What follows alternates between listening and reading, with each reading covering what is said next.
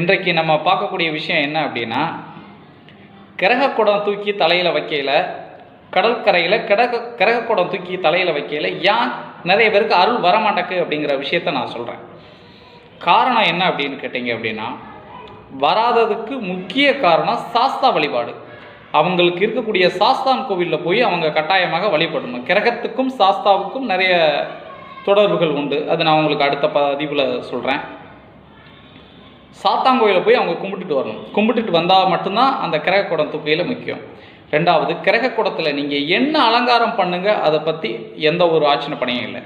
ஆனால் உள்ள வெற்றலை பாக்கு, எலுமிச்சம்பழம், முனைமொரியா மஞ்சள், நாணய காசு, அழியா நாணயம்னு சொல்லக்கூடிய நாணய காசுகளையும் உள்ளே வைத்து வழிபட வேண்டும். வழிபடையில் நீங்கள் குலசை காளி, எங்களிடம் நீ வர வேண்டும் தாயே, உன்னை நாங்கள் தலையில் வைத்து சுமக்குகிறோம் என்று நினைத்து கொண்டு நீங்கள் அதை குடத்தில் நிரப்பி வைத்து கும்பம் ரெடி பண்ண வேண்டும். எல்லாருக்குமே கும்பம் ரெடி பண்ணுறது உங்களுக்கு தெரியும். ஆனால் இந்த பொருள்கள் கட்டாயமாக வேண்டும். நீங்கள் தலையில் தூக்கி வைக்கையில் மிக பக்தியோடு பெரிய மூத்த காளிகள் வைப்பது தான் நன்று. அதுதான் நடந்து கொண்டு இருக்கின்றன. ஆனால் சில இடங்களில் கிரகக்கூடம் தூக்கி வைத்தும் அருள் வரவில்லை. ஆனால் கோவில் கிட்ட செல்வையில் அருள் வருகிறது. அதுக்கு காரணம் என்னவென்றால், ஸ்ரீ குலசை முத்தாரம்மனுடைய அதிகமான வைப்ரேஷன் அந்த கோயிலை சுற்றி இருக்கிற பட்சத்தில் இவங்கள் போகையில் அதுவே அவங்களை ஆட வைத்து விடுகிறது. ஆனால் நம் கொண்டு போகும் கடற்கரையில் நம்ம அருள் வேண்டும் என்றால் நீங்கள் உங்கள் குலதெய்வத்தை வழிபட வேண்டும். முக்கியமாக உங்கள் சாஸ்தாவை நீங்கள் வழிபட்டு வந்தால் மட்டுமே கட்டாயமாக உங்களுக்கு அருள் கிரகம் எடுக்கையில் வரும். இது ஒன்று.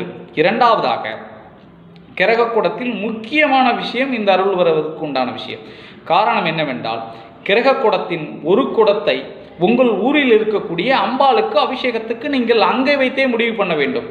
இது இந்த அம்மனுக்கு குடம் என்று நீங்கள் முடிவு வைக்க வேண்டும். இரண்டாவது, பிள்ளையாருக்கு கட்டாயமாக ஒரு குடம் நம்ம ஆற்றில் கடற்கரையிலிருந்து நீங்கள் எடுக்கிறதுக்கு உண்டான வைத்துக்கொள்ள வேண்டும். காரணம் என்னவென்றால், எல்லா அம்மன் கோயில்களிலும் பிள்ளையார் இருப்பார்கள். தனி கோவில்கள் பிள்ளையார் இருந்தால் நீங்கள் அதில் கொண்டு அபிஷேகங்கள் பண்ணலாம். இல்லைவென்றால் உங்கள் அம்பாள் கோவிலில் இருக்கக்கூடிய பிள்ளையார்களுக்கு அபிஷேகம் இப்போதைக்கு அப்படித்தான் பண்ணி கொண்டு இருக்கிறார்கள்.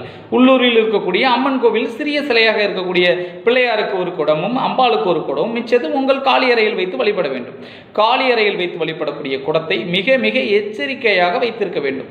ஆடையில், அருள்பந்து ஆடையில் நீங்கள் தட்டி விடுவதோ வைக்கிறதோ அதை மிக மிக தவிர்க்கணும்.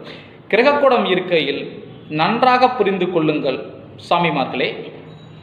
தலையில் வைத்த உங்கள் அருள் வந்தால் தண்ணீர் பொங்கி வரணுமே தவிர நீங்கள் ஆடி குடம் தவிர்த்து கீழே விழக்கூடாது. தேங்காயும் விழக்கூடாது. விழுந்தால் அது அவசகுணத்தை குறிப்பதாக கூறப்படுகிறது. அருளை அடக்கி நீங்கள் செல்வதே மிக நன்றது. கிரகக்கூடம் தூக்கி வைக்கையில் உங்கள் சாஸ்தாவை நீங்கள் நினைத்தால் கட்டாயமாக நீங்கள் எந்த தெய்வ வேடம் அணிந்து நிற்கிறீர்களோ அந்த தெய்வத்தை கொண்டாந்து உங்கள் மேலே இறக்கும் என்பதை எவ்வித அச்சமும் கிடையாது சாமிமார்களே. நீங்கள் கிரகக்கூடம் தூக்கையில் உங்கள் தெய்வத்துக்கு உள்ளூரில் இருக்கக்கூடிய அம்பாளுக்கு இந்தந்த குடம் இந்தந்த தெய்வங்களுக்கு என்பதை நீங்கள் முடிவு செய்ததுக்கு அப்புறமே நீங்கள் பூஜை பண்ணுங்கள். கட்டாயமாக உங்களுக்கு கிரகக்கூடம் தூக்கையில் அருள் கடற்கரையில் வரும் என்பதே எவ்வித அச்சமும் கிடையாது. கடற்கரையில் நீங்கள் அருள் ஏற்றுங்கள், கஷ்டங்கள் தீரும் என்பதே என்னுடைய கருத்து சாமிமார்களே. நன்றி.